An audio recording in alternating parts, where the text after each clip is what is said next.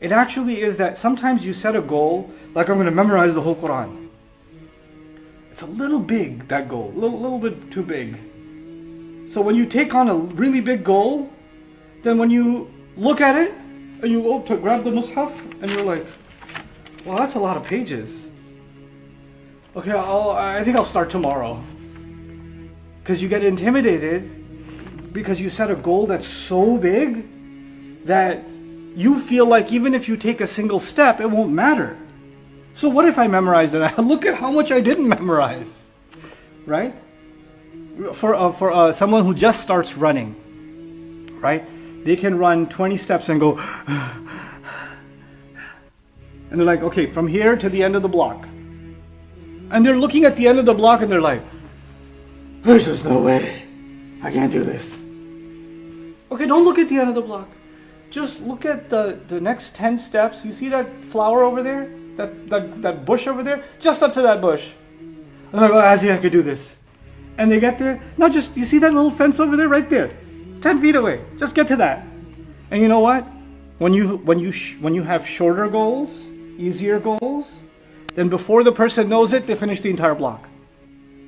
They finish the entire block. There's actually studies on this in psychology. Marathon runners, some of the most successful marathon runners in the world that have traveled, that have run literally dozens of hundreds, sometimes dozens upon dozens of miles continuously without taking a break. And you ask them their secret, they're like, they don't look too far ahead. They just look enough that they could see a small goal, and then they fixate themselves on the next small thing, and the next small thing, and the next small thing. Why? You can have a big goal, but you cannot ever achieve it if you don't have waqsid fi mashyik. Clear agenda every time you take a step. Clear, attainable goal. This is all I'm focused on. What happens often for a student, for example? A student, because I'm teaching nowadays, I'm teaching Arabic. So I'll give you an Arabic student example. I'm teaching one concept. I'm teaching one thing. And the student says, but I was reading an ayah and there's so much more to it than what you just taught us. Well, how are we going to remember everything? What are we going to do?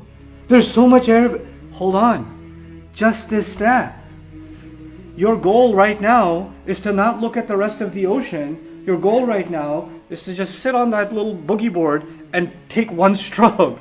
You're not asked to cross the Atlantic Ocean. You're just being asked to get used to, standing in the water for a little bit. Then we'll take another little step. Then another little step. That's waqsid fi mashyik.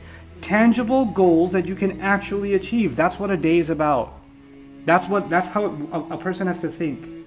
Because one, sometimes people don't have a goal at all. They don't have a goal at all.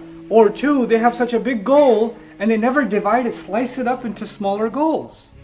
You have to slice it up into smaller goals, and that's captured inside waqsid fi mashyik. A purposeful intent. And when you have that, then every single day, it's like you accomplished a mission. Right? Even though you didn't accomplish the goal, even for athletes or people that are studying or people that are memorizing Quran, they didn't finish memorizing the Quran in a day. Or maybe that day the ayah was really hard. They couldn't even do a page of the Quran. They could do one line of the Quran that day. It's possible. But you know what? They made that progress that day. So that day was a success.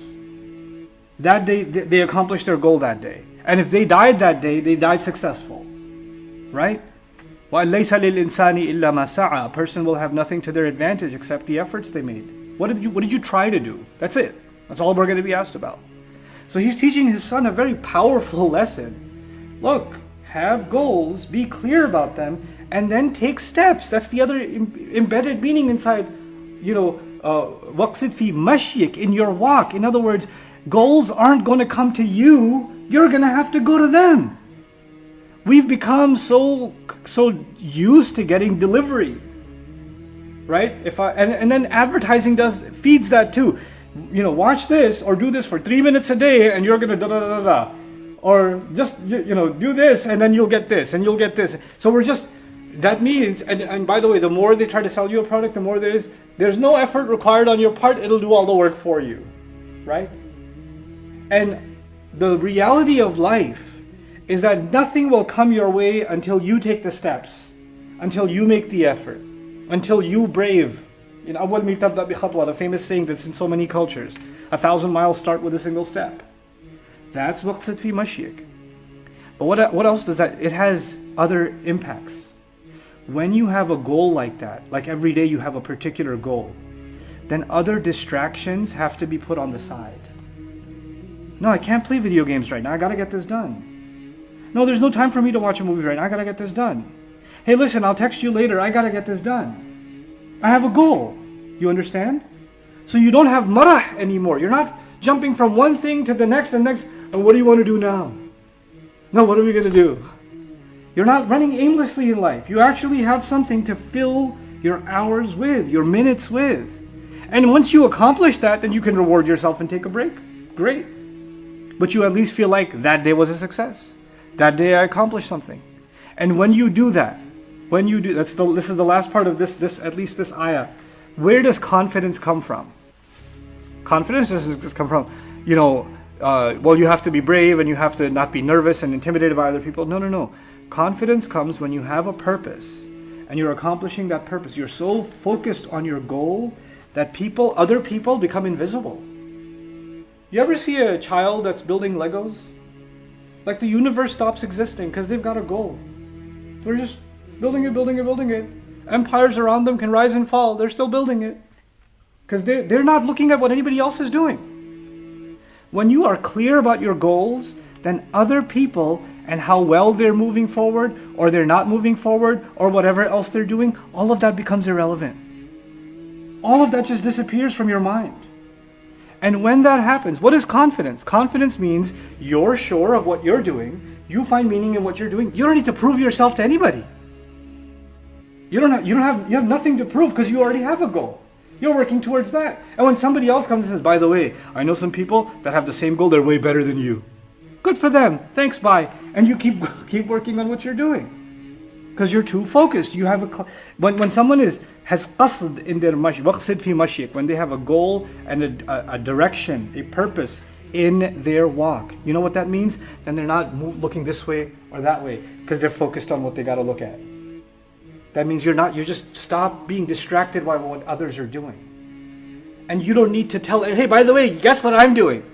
You don't need validation by announcing what you're doing, because what you do has so much meaning to you. You don't need somebody else to give you a like or throw you a mashallah or throw you, wow, that's amazing. And now finally you feel like you're doing something. You don't need it. That's confidence. That's not being shallow. And this is why the logical connection, just appreciate that logical connection. What does Allah say? وَقْصِدْ فِي مَشْيِكَ وَغْضُضْ مِنْ صَوْتِكَ. Lower your voice. Lower a part of your voice. This is a remarkable phrase. What does it have to do with walking with purpose? When does someone raise their voice? Someone raises their voice because they want attention. Someone raises their voice because they want other people to listen to them and stop what they're doing. But when you're clear about what you're doing, you don't need to overpower anybody else's voice. And when you really have purpose in life, when you really have purpose every day, then anybody who wants to benefit from your purpose, you don't have to scream loud and out loud to get their attention. They'll come to you. They'll say, wait, I'm too far away from them. I can't hear what they're saying. I'll go closer to them. You don't have to raise your voice to get to them. They'll just come to you. This is a philosophy of even entrepreneurship, of projects. Some of you want to start Islamic projects, want to start something new, right? And there's a principle behind it. Here we're learning a principle in life and of the things you're going to do in your life. We're living in the advertising world, right? So people are like, how are we going to advertise this new product? How are we going to advertise our new da'wah program? How are we going to advertise this new Islamic book that we wrote? How are we going to get the word out there?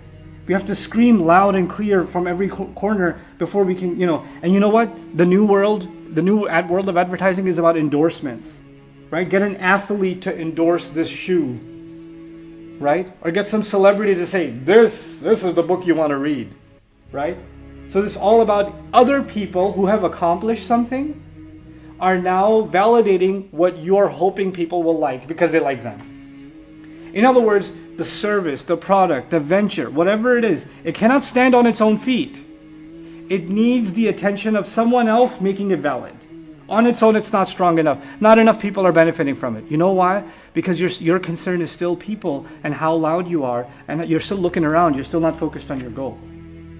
When you're focused on your goal, Whether one person benefits from it or a million people benefit from it, it doesn't faze you, because that wasn't your purpose.